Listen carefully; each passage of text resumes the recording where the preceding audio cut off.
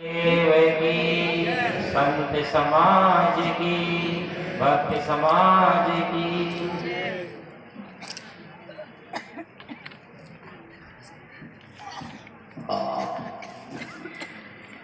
परम पूज्य श्री गुरुदेव जी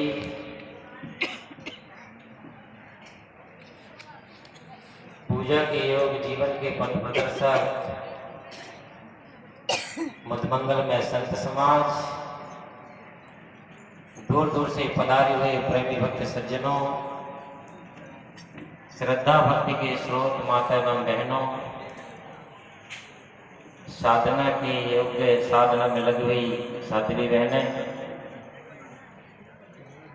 अभी हम 2 दिन से संत गुरुजनों के मुखारविंद से बहुत ही सुंदर व्यवहार और परमार्थ संबंधी बातों को श्रवण कर रहे हैं।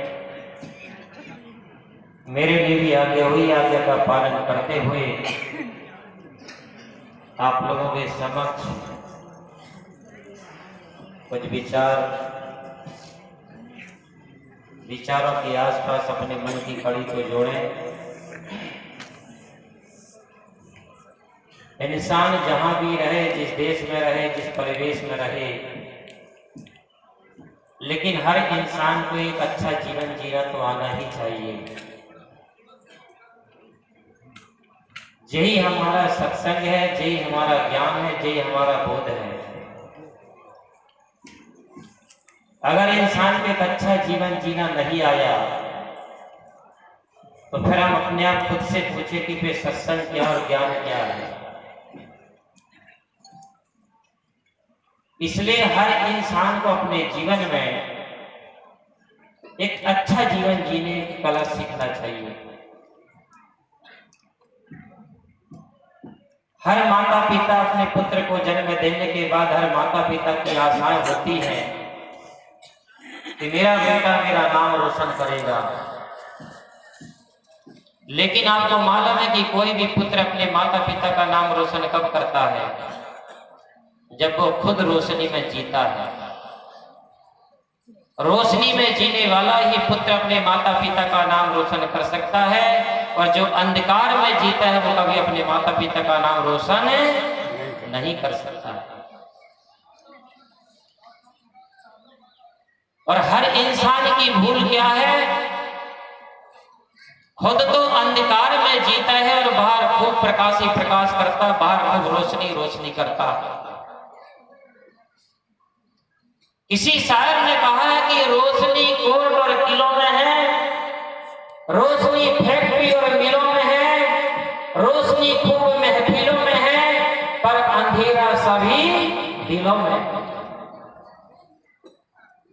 बाहर जहां भी जाओ रोशनी रोशनी है, लेकिन इंसान के भीतर टटोल के देखो तो हर आदमी के अंदर में अंधकार है।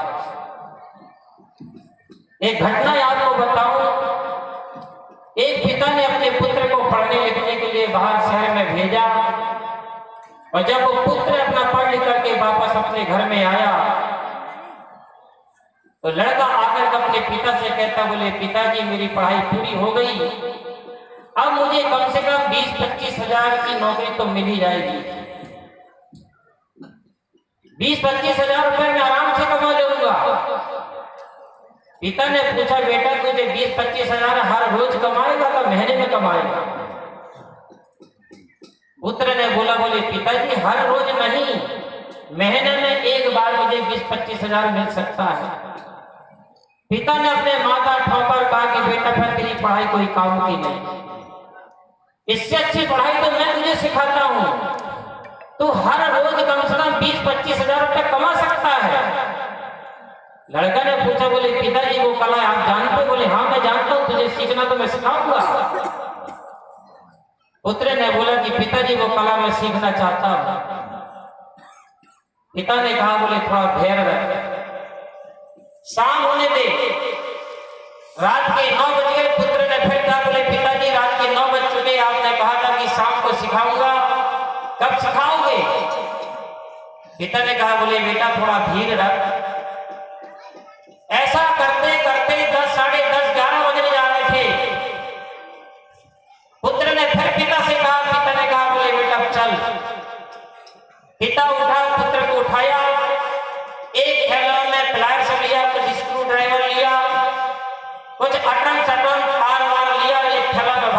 पिता पुत्र निकल पड़े घर से।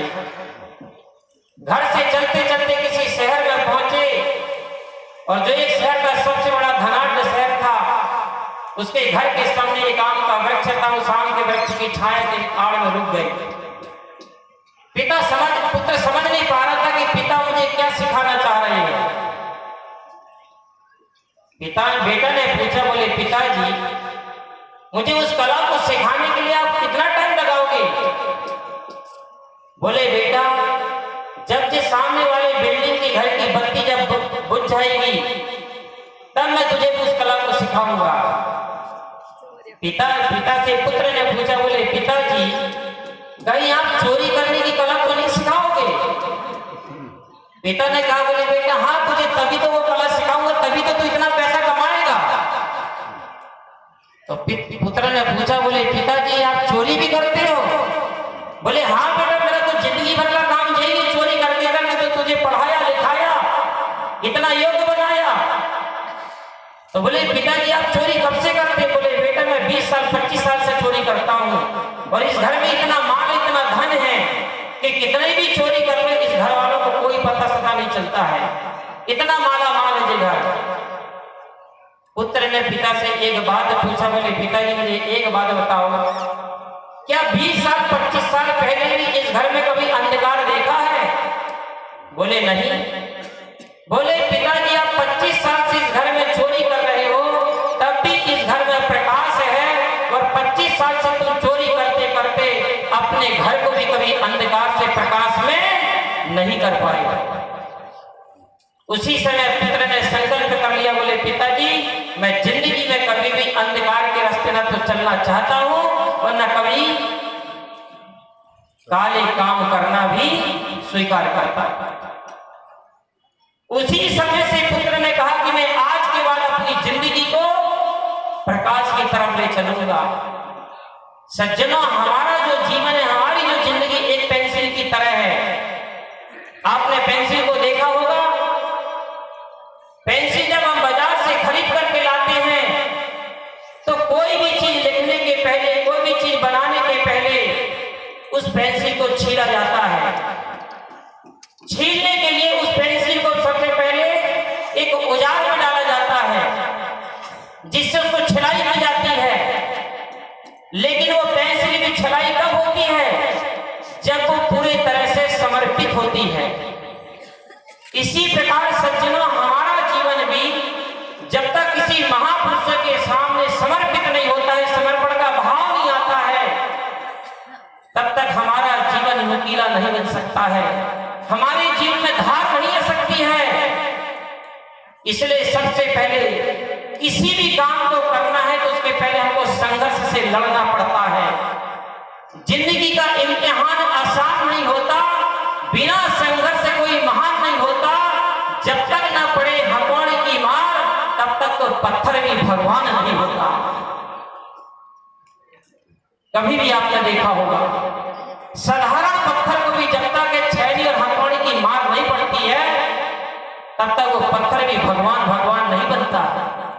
इसी प्रकार सज्जनों, जब तक हम भी जीवन में जब तक संघर्ष से नहीं गुजरेंगे, संघर्ष से नहीं लड़ेंगे, तब तक हमारा जीवन भी एक धारदार नहीं बन सकता है। दूसरी चीज, उस पेंसिल को एक बात का आभास हुआ कि जो लिखने की कला थी, जो चित्र बनाने की कला थी, जो कविता शब्द लिखने की कला थी, वो कहीं शक्ति बाहर नहीं थी, वो शक्ति मेरे भीतर ही छिपी थी।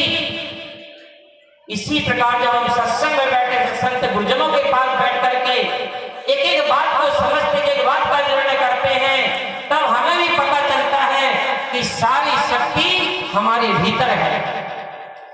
जैसे अभी साहिब जी ने बताया आपको, अमृत साहिब जी ने कितने प्रकार के पुरुषार्थ हमारे अंदर भरे हुए हैं, लेकिन आदमी पुरुषार्थहीन बन करके पुरुषार्थ कर्म नहीं कर पाता है। इसलिए आदमी अपने जीवन में कभी ना तो आगे बढ़ पाता है और ना ही कभी ऊपर उठ पाता है। तीसरी बात, उस पेंसिल के साथ में एक सबसे बड़ा सहयोगी कौन रहता है? रबड़। जब भी कोई लिखने में, कोई चीज बनाने में अगर कोई गलत हो जाता है तो रबड़ उसको मिटाती है। इसी प्रकार हमारे जीवन में भी रबड़ के समान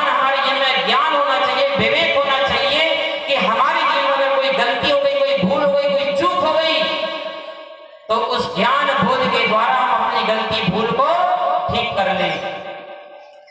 और सबसे मेन चीज है, पेंसिल इस दुनिया से विदा होने के पहले क्या करके जाती है?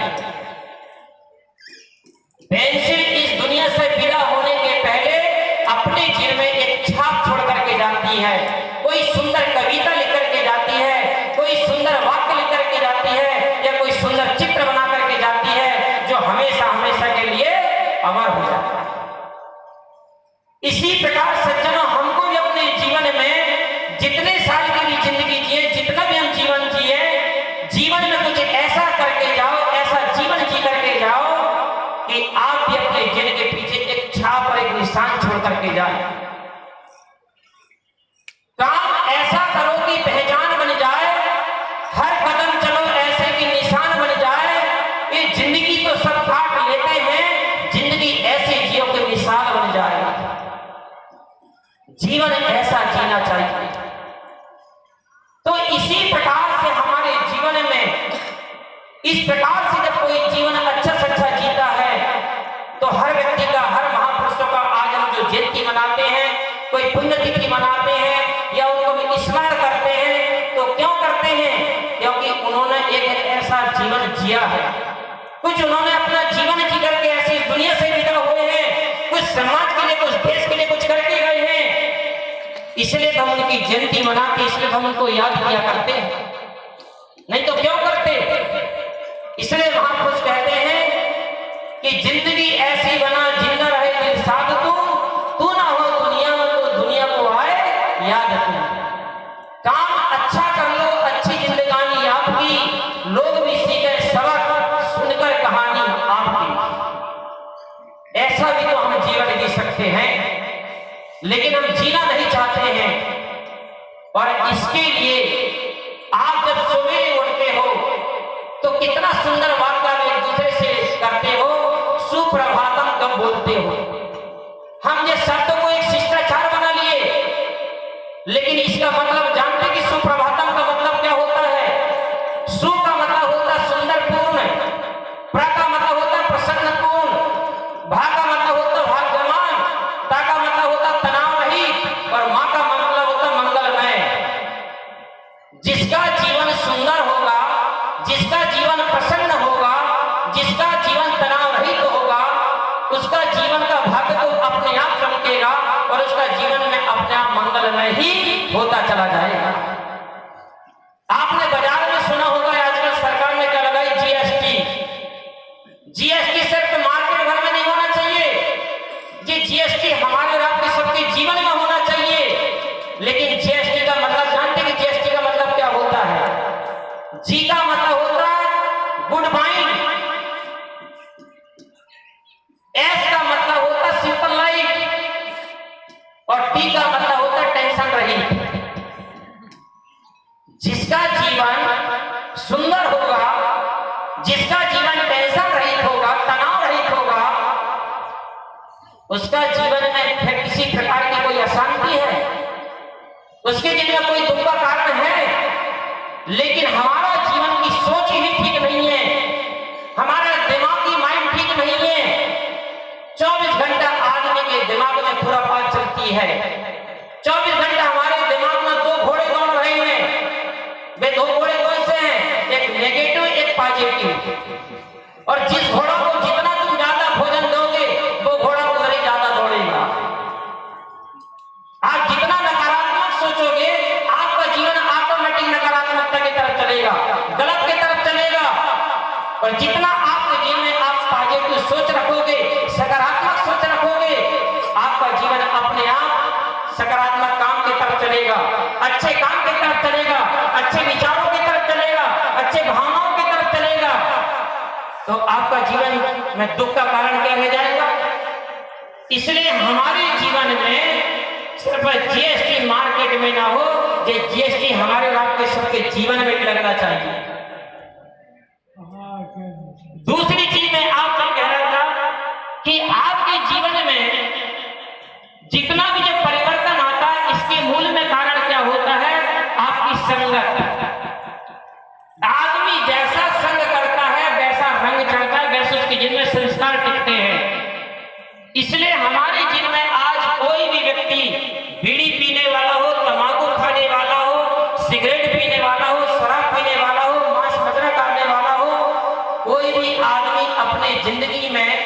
अपने आप से सीखा है? पूछे कभी अपने आप से, ये आदतें आपकी जिंदगी में कहां से आई है, किसके माध्यम से आई है? जिसको आप अपना सबसे नजदीकी दोस्त कहते हो, उसके माध्यम से आई है। और दोस्त किसे कहते? दोस्त का तो बहुत अच्छा अर्थ होता है।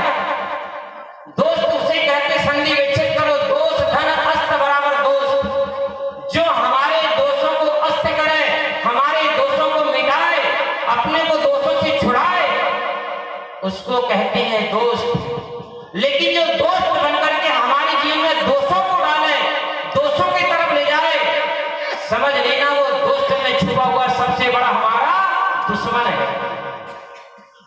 इसलिए सज्जनों, दोस्त के द्वारा ही हमारे जीवन में सबसे बड़ी बुराई आती है। संगत के द्वारा ही हमारे जीवन में सबसे गलत कर्म में गलत करने की आदतें आती हैं।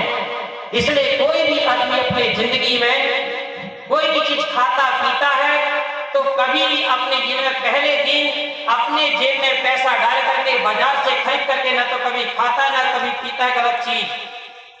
कोई भी पहली चीज पहले दिन हमारी जिंदगी में जब भी आती है तो संगत के द्वारा आती है, मित्रों के द्वारा आती है, दोस्तों के द्वारा आती है। इसलिए जीवन में कभी भी जब भी संगत करना है तो अच्छी संगत करना।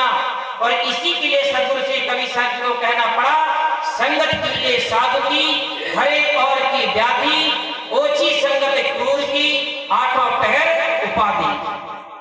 कवि साहब ने ये नहीं कहा कि संगत करिए डॉक्टर की, संगत करिए मास्टर की, संगत करिए कलेक्टर की, संगत करिए किसी धनवान की, संगत करिए किसी पुरुष की, संगत करिए किसी स्त्री की। कबीर साहब ने इनका नाम नहीं लिया है। कबीर साहब ने नाम लिया है संगत कीजिए साधु की।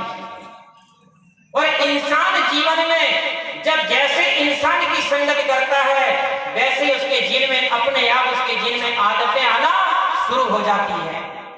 इसलिए किसी कवि ने कहा है, ओछी संगत बैठ के पीने लगा शराब, ओछी संगत बैठ के पीने लगा शराब, धर्म गया इज्जत गई हो गई अकल खराब।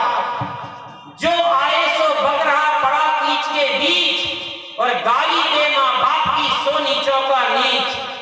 चढ़ा नशा दुर्गंध का बार बार तकरार, सदा शरारत सूझती उलट पलट व्यवहार। जो आए सो बक रहा, कितना आदमी उल्टा पुल्टा बकता रहता है। जुल्म किया कैदी बना, हो गई मस्ती दूर, अब पछताए क्या करे आदत से मजबूर। बर्तन भाड़े बिक गए, खेती और मकान, बीवी बच्चे रो रहे, घरे नरक समान। सूली पर चढ़ना पड़े, पी के मदिरा पान, अंत शराबी का देखे हर एक इंसान। तो ये परिणाम किसके पीछे है हमारे जीवन में सज्जनों? ये जीवन में हमारे सारे परिणाम आए हैं एक संगत के द्वारा। इसलिए सज्जनों, अपने जीवन में अच्छी संगत करना, अच्छे महापुरुषों के पास बैठना, क्योंकि संग का रंग चढ़े बिना कभी बचता नहीं है। इसीलिए हम जीवन में साल भर में गुरु दरबार बुरहानपुर में आते हैं, महापुरुषों के दर्शन करने के लिए, महापुरुषों के विचार सुनने के लिए। ये हमारी असली गंगा है। इस गंगा में बैठोगे तो आपका जीवन तर जाएगा। लेकिन आदमी इस गंगा में बैठता नहीं है, बाहर की गंगा में जाता है। बाहर की गंगा में देखो तो पानी ही पानी है, और इस गंगा में देखो तो ज्ञान ही ज्ञान है। बाहर की गंगा में डुबकी लगाओगे तो डूब जाओगे, और यहाँ की गंगा में डुबकी लगाओगे तो तर जाओगे। इसलिए सज्जनों, हमारे जीवन में अच्छी संगत और अच्छे ज्ञान का अपने जीवन में धारण करने का प्रयास करें। अब मेरा समय पूरा हो गया है, इसलिए मैंने आपको थोड़ी सी संगत के पीछे कुछ चर्चा किया। दोस्ती फूलों से करोगे तो महक जाओगे, दोस्ती फूलों से करोगे तो महक जाओगे, मदिरा से करोगे तो बहक जाओगे, सामन से करोगे तो भीग जाओगे, और संत गुरुजनों से करोगे तो सुधर जाओगे, और नहीं करोगे तो फिर किधर जाओगे। बस मेरा समय पूरा हुआ। आपकी बात, मेरी बातों को आपने बड़े शांति से श्रवण किया, शांति का परिचय दिया, इसके लिए बहुत बहुत धन्यवाद है। घड़ी कर इंतजार, और आप लोगों के भीतर बैठे हुए प्रभु को नमस्कार। एक बार सब मिलकर के जयकारा लगाएं। बोलिए सतगुरु कबीर साहिब की।